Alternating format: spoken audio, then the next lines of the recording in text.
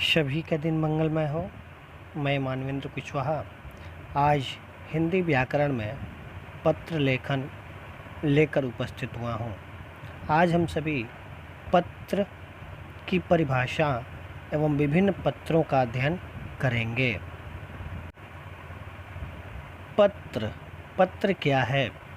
एक व्यक्ति द्वारा भावना रूपी शब्दों के संग्रह को दूसरे व्यक्ति के समक्ष लिखकर प्रकट किया जाता है।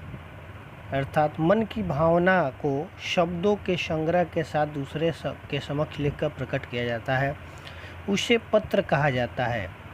एक पत्र के द्वारा अपनी बात व्यक्ति विशेष तक पहुंचाई जाती है, जिसके बाद पत्र ग्रहण करने वाले व्यक्ति के द्वारा इसके उत्तर पत्र के माध्यम से दिया जाता है। पत्र को चिट्ठी भी कहा जाता है।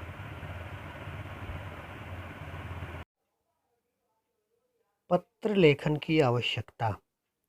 आज के अति व्यस्त युग में पत्र लेखन का महत्व और अधिक बढ़ गया है। आज के युग में मानव को अनेक व्यक्तियों, संबंधियों, कार्यालय से संपर्क साधना पड़ता है।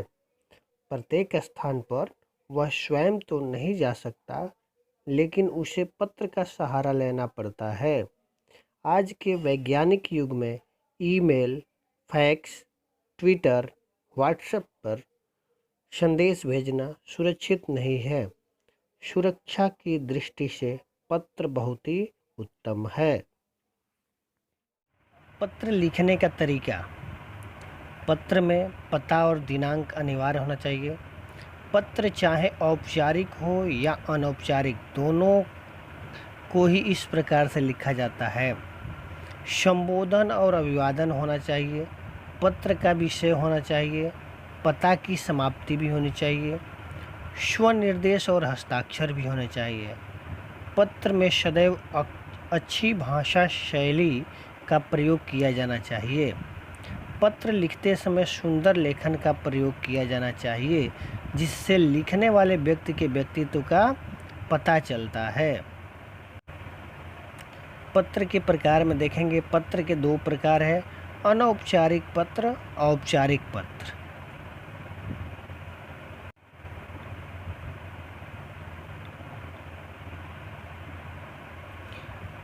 पहला है अनौपचारिक पत्र, जिसे हम व्यक्तिगत पत्र, अनौपचारिक पत्र की श्रेणी में आते हैं।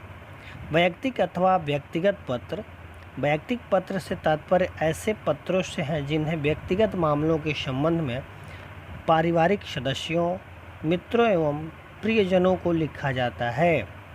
अनौपचारिक पत्र अपने मित्रों, सगे संबंधियों एवं परिचितों को लिखे जाते हैं। इसके अतिरिक्त सुख दुख, शोक, विदाई, निमंत्रण आदि के लिए पत्र लिखे जाते हैं।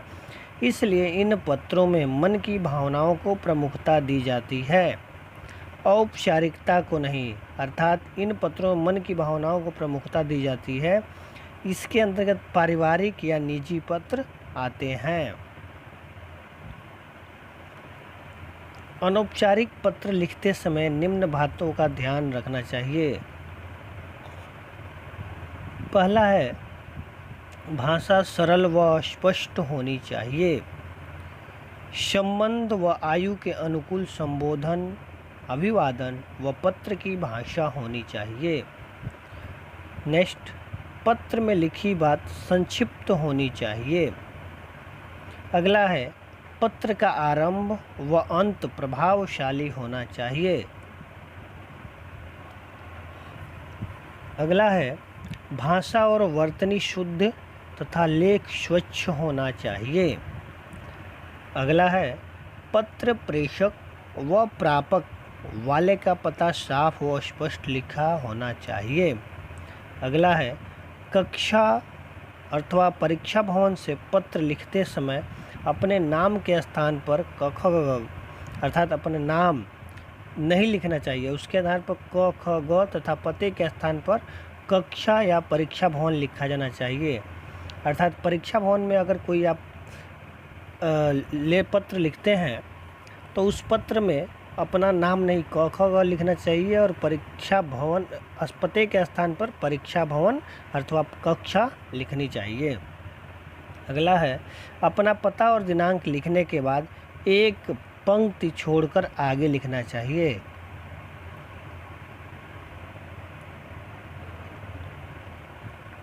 अनौपचारिक पत्र जो होता है उसमें प्रशस्ति, अभिवादन व समाप्ति कैसे लिखते हैं देखिए, इसमें दो तरीके से बताए गए हैं। अपने से बड़े आदरणीय संबंधों के लिए क्या लिखते हैं, प्रशस्ति में लिखते हैं आदरणीय, पूजनीय, पूज्य अथवा श्रद्धेय।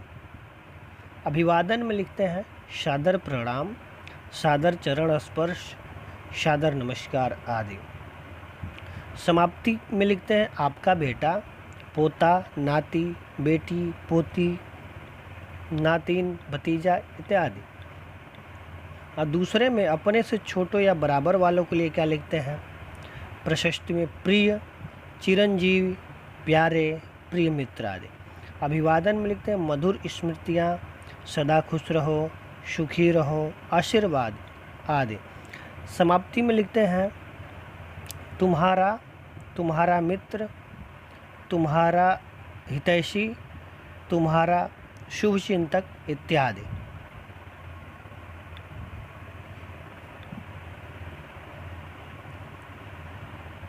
अब औपचारिक पत्र देखेंगे। दूसरा औपचारिक पत्र के अंतर्गत प्रधानाचार्य, पदाधिकारियों, व्यापारियों, ग्राहकों, पुस्तक विक्रेता, संपादक आदि को लिखे गए पत्र औपचारिक पत्र कहलाते हैं। औपचारिक पत्रों को निम्नलिखित वर्गों में विभाजित किया जा सकता है। इसको 4 भागों में विभाजित किया गया है। पहला है प्रार्थना पत्र या आवेदन पत्र। अवकाश, सुधार, आवेदन आदि के लिए लिखे गए पत्र इसके अंतर्गत आते हैं। दूसरा है संपादकीय पत्र। इसमें आते शिकायत, समस्या, सुझाव, अपील और निवेदन के लिए लिखे गए पत्र आदि। तीसरा है कार्यालयी पत्र, ऑफिशियल लेटर, किसी सरकारी अधिकारी या विभाग को लिखे गए पत्र। चौथा है व्यावसायिक पत्र, बिजनेस लेटर, दुकानदार, प्रकाशक, व्यापारी, कंपनी आदि को लिखे गए पत्र इसके अंतर्गत आते हैं।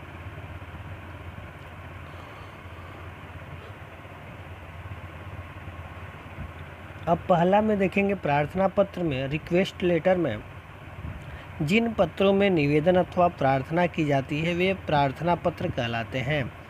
ये अवकाश, शिकायत, सुधार के लिए आवेदन लिखे जाते हैं। अवकाश, शिकायत, सुधार आवेदन के लिए पत्र लिखे जाते हैं। दूसरा है संपादकीय पत्र, एडिटोरियल लेटर। संपादक के नाम लिखे जाने वाले पत्र को संपादकीय पत्र कहा जाता है। इस प्रकार के पत्र संपादक को संबोधित होते हैं, जबकि मुख्य विषय वस्तु जन सामान्य को लक्षित कर लिखी जाती है। तीसरा है कार्यालयी पत्र, ऑफिशियल लेटर। विभिन्न कार्यालयों के लिए प्रयोग किए जाने अथवा लिखे जाने वाले पत्रों को कार्यालयी पत्र कहा जाता है। ये पत्र किसी देश की सरकार और अन्य देश की सरकार के बीच, सरकार और दूतावास, राज्य सरकार के कार्यालयों, संस्थानों आदि के बीच लिखे जाते हैं। चौथा है व्यापारी अथवा व्यावसायिक पत्र, बिजनेस लेटर। व्यवसाय में सामान खरीदने व बेचने अथवा रुपयों के लेन देन के लिए जो पत्र लिखे जाते हैं उन्हें व्यावसायिक पत्र कहते हैं।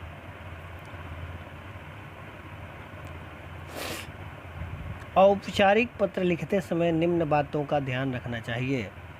पहला है औपचारिक पत्र नियमों में बंधे होते हैं। दूसरा है इस प्रकार के पत्रों में नपी तुली भाषा का प्रयोग किया जाता है।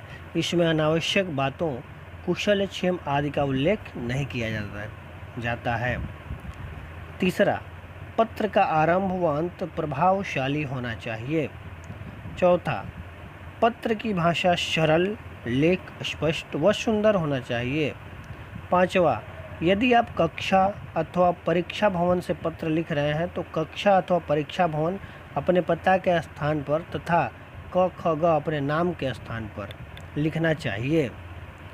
छठा है, पत्र पृष्ठ के बाईं ओर से हाशिए मार्जिन लाइन के साथ मिलाकर लिखें।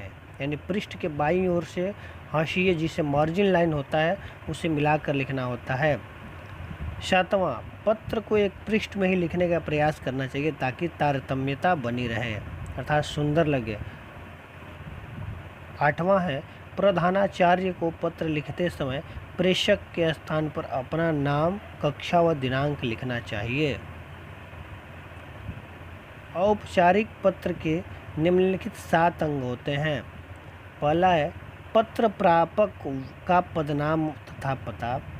दूसरा है विषय जिसके बारे में पत्र लिखा जा रहा है उसे केवल एक ही वाक्य में शब्द संकेतों में लिखें, अर्थात विषय बहुत बड़ा नहीं होना चाहिए, विषय भी संक्षिप्त होना चाहिए, सटीक होना चाहिए।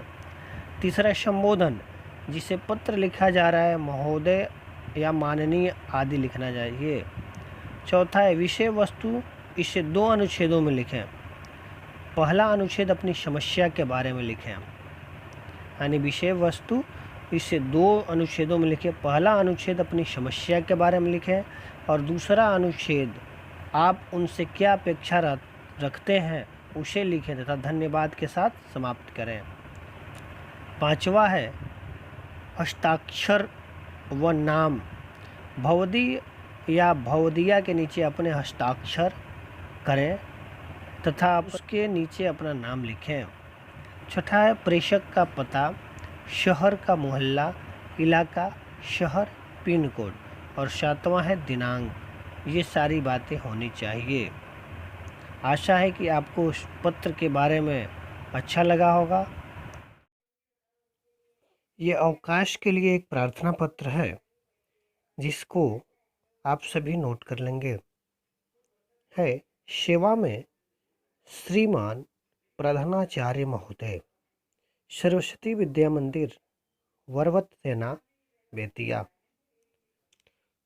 जो माध्यम बनेगा वो द्वारा कक्षाचार्य जी। विषय अवकाश के संबंध में। महाशय, सविनय निवेदन पूर्वक कहना है कि मैं सर्दी और बुखार से पीड़ित हूँ, इस कारण विद्यालय आने में असमर्थ हूँ। अतः प्रार्थना है कि मेरी अस्वस्थता को देखते हुए मुझे दिनांक 8 मई 2020 से 9 मई 2020 तक अवकाश देने की कृपा प्रदान कीजिए। मैं सदैव आपका आभारी रहूँगा। आपका आज्ञाकारी छात्र या छात्रा अपना नाम, कक्षा और सेक्शन लिखते हुए क्रमांक भी लिखेंगे। धन्यवाद। 9 मई 2020। ऐसे ही आप अवकाश के लिए अन्य पत्रों को लिख सकते हैं और पत्रों का प्रारूप अगली वीडियो में। धन्यवाद।